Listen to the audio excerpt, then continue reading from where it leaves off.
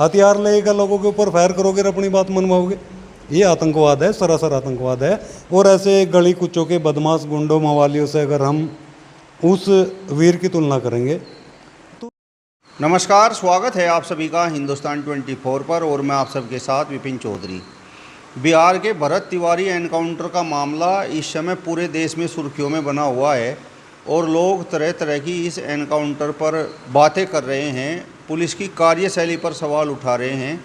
लेकिन मेरा सवाल ये है कि पिस्टल हाथ में लेकर आखिर किस तरीके से समाज सेवा हो सकती है? गैर कानूनी तरीके से पिस्टल हाथ में रखना क्या सही है और क्या ऐसे व्यक्ति की तुलना महान क्रांतिकारी सरदार भगत सिंह से करना सही है? आज भरत तिवारी के एनकाउंटर पर ही हम बात करेंगे और बातचीत करने के लिए आज हमारे साथ मांगेराम सलारपुरी जी मौजूद हैं। मांगेराम जी, बहुत बहुत स्वागत है आपका हिंदुस्तान 24। भाई विपिन चौधरी जी, और धन्यवाद हिंदुस्तान 24 के सभी दर्शकों का जी। मैं आपसे ये जानना चाहता हूँ कि भरत तिवारी का जो एनकाउंटर हुआ है उस पर हमारे देश में इतना हो हल्ला आखिर क्यों हो रहा है? क्या इसके पीछे आप वजह मानते हैं? देखो, भरत तिवारी ये बिहार के भोजपुर ज़िले की घटना है और ऐसी घटनाएं पहली बार हुई ऐसा भी नहीं है। बहुत सारे इनकाउंटर हुए, मुसलमानों के हुए, गुजरों के हुए, एससी समाज के हुए, सिखिज्म के भी बहुत सारे लोगों के इनकाउंटर हुए, लेकिन इसमें है हल्ला बहुत ज़्यादा उतरा। चूँकि भरत तिवारी ब्राह्मण समाज से आते थे और ये लोग बहुत जागरूक लोग हैं, बहुत ही है हल्ला किसी भी विषय पर करते हैं। अब ये किससे किसकी तुलना कर दें? जिस चीज़ में कोई आंकड़ा नहीं है, कोई समानता नहीं है। भगत सिंह एक वीर क्रांतिकारी थे, शहीद हुए, देश के लिए हुए। अब एक आतंकवादी किस्म का आदमी जो एक दहशतगर्द है, हाथ में हथियार लेकर अगर चलता है, गैर कानूनी तरीके से चलता है, पुलिस के ऊपर फायर करता है, तो इसका मतलब है कि संविधान लागू होने के बाद इस मुल्क में अगर इस किस्म की एक्टिविटी होगी तो आतंकवाद की श्रेणी में आता है निश्चित रूप से। पुलिस ने उसका इनकाउंटर करा, तो इसमें है हल्ला करना, उसे शहीद का दर्जा देना, ये मूर्खतापूर्ण है। मैं समझता हूँ वैसा नहीं होना चाहिए। चूँकि संविधान के दायरे में रहकर अगर हमें कोई आंदोलन भी करना तो हम कर सकते हैं, लेकिन ऐसा नहीं है कि हथियार के बल पर हम पुलिस पर गोली चलावें या समाज ने आतंकित करें हथियारों के बल पर। ये निसंदेह चिंताजनक है और दुर्भाग्यपूर्ण है। ये अगर भरत तिवारी का संबंध ब्राह्मण समाज से है तो ब्राह्मण समाज से होने की वजह से हो हल्ला हो रहा है, मतलब ऐसा आप क्यों मानते हैं? नहीं, मैं ऐसा मानता हूँ चूँकि मैं काफ़ी समय से इन लोगों की एक्टिविटी देख रहा हूँ। ये लोग सत्ता पसंद लोग हैं, सत्ता में रहना पसंद करते हैं और हमेशा इन एक्टिविटियों में लंबित भी रहते हैं। आपने देखा होगा कि जो भारतीय जनता पार्टी है, इसका जनक आरएसएस नाम का संगठन है। उसके खुद के कागज़ नहीं है, लेकिन आम जनता से कागज़ देखने के लिए पीछे पड़ रहे। एक आम आदमी ने कागज़ दिखा कर आना पड़ेगा और खुद गैर रजिस्ट्रेशन हुए संगठन में ये काम कर रहे, पार्टी चला रहे। तो मैं समझता हूँ कि दुर्भाग्यपूर्ण है, इसलिए इस विषय में मैं आपसे कह रहा। मतलब अगर ब्राह्मण के लड़के का एनकाउंटर होगा तो देश में खूब हल्ला मचेगा। कोई मुस्लिम मर जाए, कोई गुर्जर मर जाए, कोई जाट मर जाए, कोई दलित समाज का लड़का मर जाए, कोई अहीर मर जाए, कोई दिक्कत की बात नहीं है। आपने कभी लगा ऐसा? भारतीय जनता पार्टी की सरकार थी राजस्थान में और 72 गुर्जर निहत्ते गुर्जर आंदोलन करते हुए भून दिए थे। क्या आपने कभी उनकी वर्षगांठ मनाई? क्या आपने कभी गुर्जर समाज की में बात करा इकट्ठे हो? क्या ऐसी कोई मीटिंग करी कि आज भाई उसकी 1 वर्ष पूरा हो गया, 10 वर्ष पूरे हो गए, आज 72 गुर्जर गोली से भून दिए थे? आज़ाद मुल्क में एक जलियांवाला कांड हुआ था, कोई जागृति है? कोई किसी लोगों ने आंदोलन करे इस विषय पर? छक्का भाजपा से उड़ती है। मैं इसलिए कह रहा कि ये जागरूक लोग हैं, हर चीज़ ने, हर तारीख ने याद रखें और अपने गद्दार आदमी ने भी एक देशभक्त साबित कर दें, जैसा आप अभी सुन रहे होंगे। सावरकर का जिक्र नहीं कर रहा मैं, बहुत सारी ऐसी घटनाएं हैं। मतलब आपके हिसाब से भरत तिवारी गद्दार है, आतंकवादी है?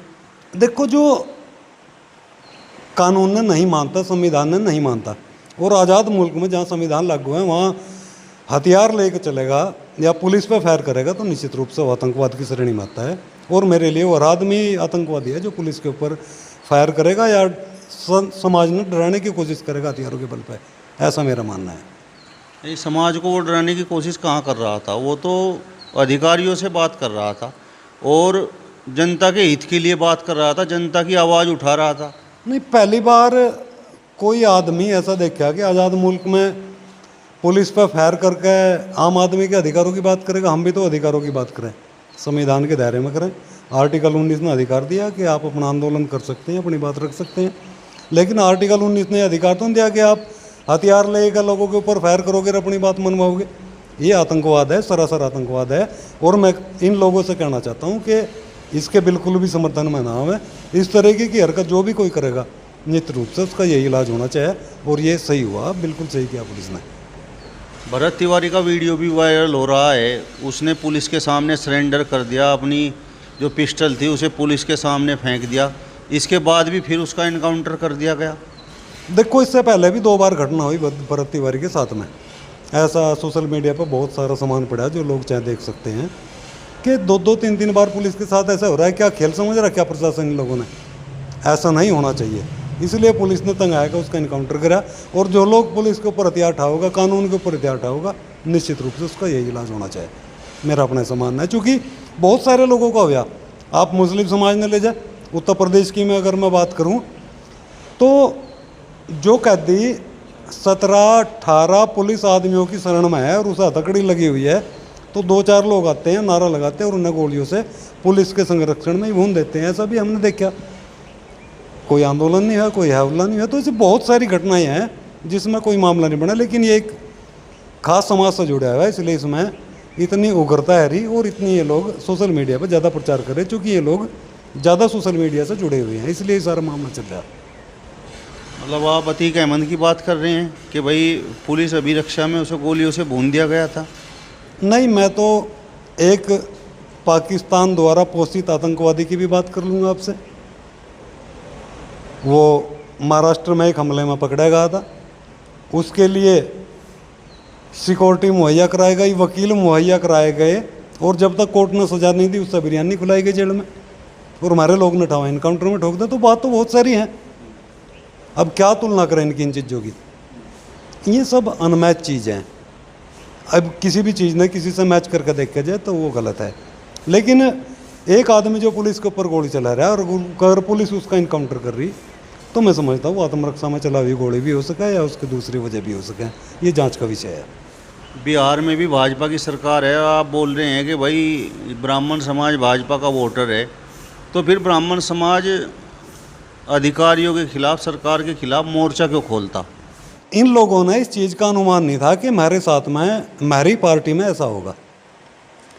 जैसा गुजरों के साथ में हुआ, मुसलमानों के साथ में हुआ, एससी समाज के साथ में हुआ, आदिवासियों ने लगातार भून रहे, उनका सेग्रीगेशन हो रहा। तो ब्राह्मण समाज ने ऐसा उम्मीद नहीं था कि ये थारा ही वोट लेगा, थारा ही ऊपर हथियार इस्तेमाल होगा। ये इस चीज़ से दुखी हैं, इसी चीज़ से ये लोग परेशान हैं। ब्राह्मणों को ये यकीन नहीं था कि भाई जिस तरीके की घटना मुस्लिमों के साथ होती है, गुजरों के साथ होती है, जाटों के साथ होती है, यादवों के साथ होती है और दलितों के साथ होती है, ऐसी घटना स्वयं उनके साथ भी हो जाएगी। नहीं, दूर दूर तक भी ऐसा नहीं लग रहा था कि ऐसा होगा। शायद इसी गफलत में ये काम हुआ। इन्हें लगता है कि हमारी सरकार है, हमारी पार्टी ऐसा नहीं करेगी, लेकिन लगातार टारगेट करे जा रहे।